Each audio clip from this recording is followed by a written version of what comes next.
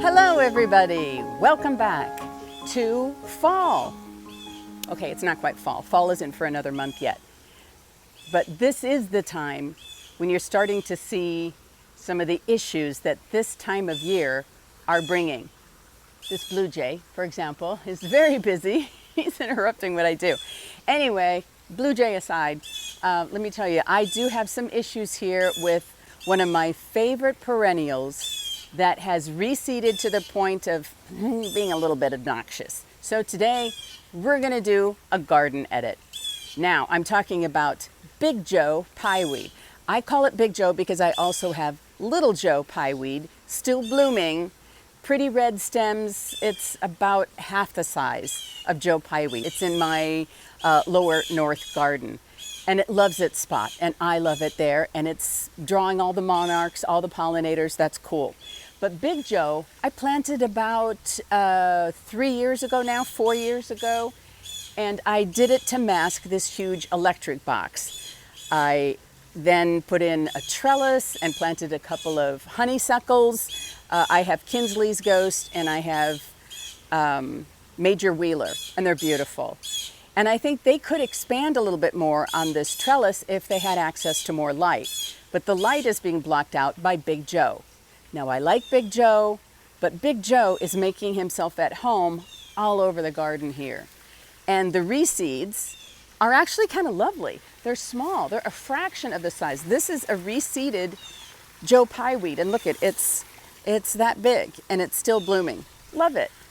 But here's one, there's one. There's one. There are two back there. There's another one over there. 3 over there. Okay. Yeah, and I had a huge one down by my roses that I took out. You remember last week I had 2 big ones that were taken by, that I had to edit out of my upper rose garden in the north there.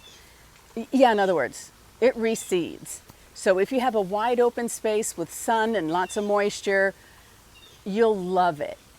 And I don't want to take it out, I just want to bring them a little bit more under control. So that means removing the seed heads that are full of seeds right now and ready to go, and possibly a lot of the plants, at least the original stock that is already bloomed out.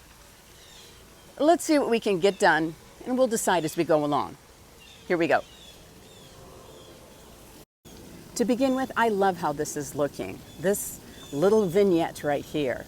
The waterfall, the banana in the pots finally taking off. But like I said, there's a lot of pye weed that is reseeded all around here. I have Mrs. Robert Bryden, my clematis, which is a type 3 clematis, blooms on new wood, end of the season. She looks fabulous and it's buzzing with bees. Love that. And she started to sprawl up through here, which is lovely. And as I was looking at it is when I noticed all the seedlings of Joe Pye Weed.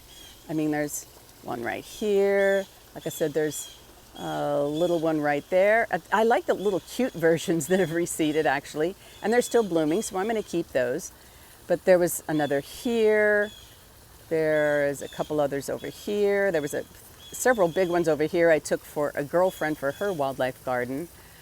But yeah, Joe Pye Weed, standard Joe Pye Weed is huge. It's like 8 feet tall, 10 feet tall, and it has really taken over that space. So I'm thinking if I thin the herd, so to speak, a little bit here, if I thin this, then I can probably get the honeysuckle that's on here to go in here a little bit more, because the blooming is done. It's just the seeding station right now. There's no pollinators on Big Joe.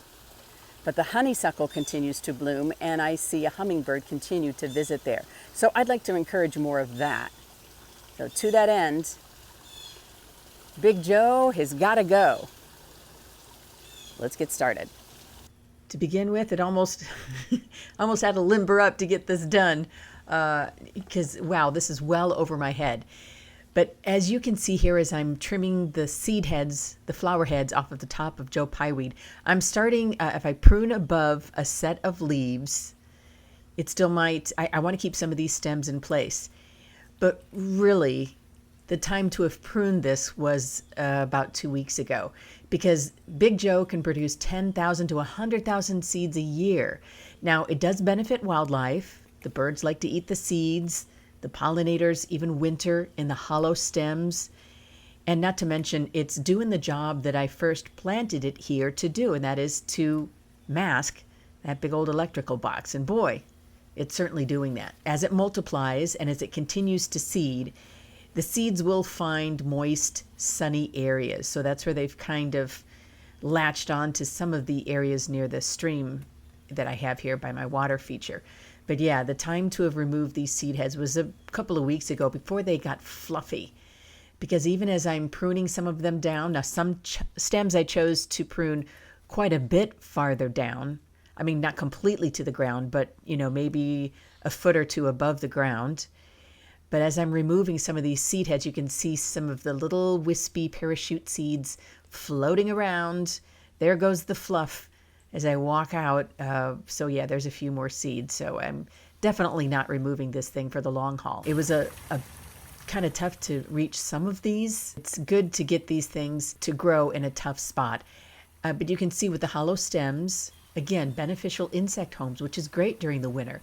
30% of our bees in Iowa sleep in there in the winter.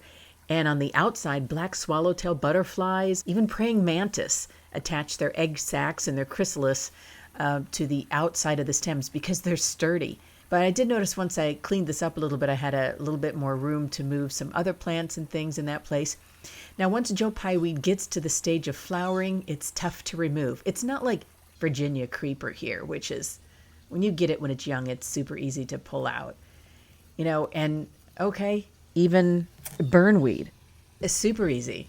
I mean, stem broke off, but after that, it's easy to pull out. Not a problem. It grows fast, but it's easy to pull fast. But this one, which I pruned down earlier, man, it is stuck in the stream bank, which makes me think it'd be great to reduce erosion. I kind of think that was its original intent.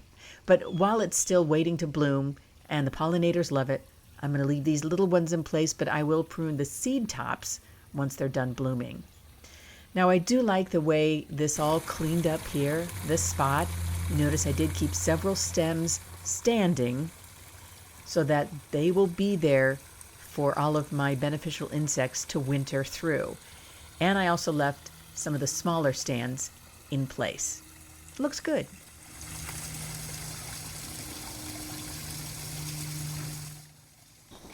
So I have my smallest garden helper with me to announce what next week's project's going to be. Yes, to redo our front porch patio containers. They're looking pretty unattractive. We can't all be as cute as you, buddy. Anyway, so I did find some neat things at the garden store, at my local garden store. This one is called Sunseeker Pumpkin Pie. It's a cone flower. Love these, and so do the pollinators. They're circling me as we speak. But when these are done in the containers, I can put them in the front tree bed. So let's hope that they keep going. A few other things to kind of wake up these colors and get rid of the old, in with the new, get ready for the next season. So on that note, I hope you subscribe so you can follow along and see that next project under work. Yeah. I hope you like this video, and we'll see you next week. Yeah, you ready? Okay, we're gonna go in and get some shade. Bye.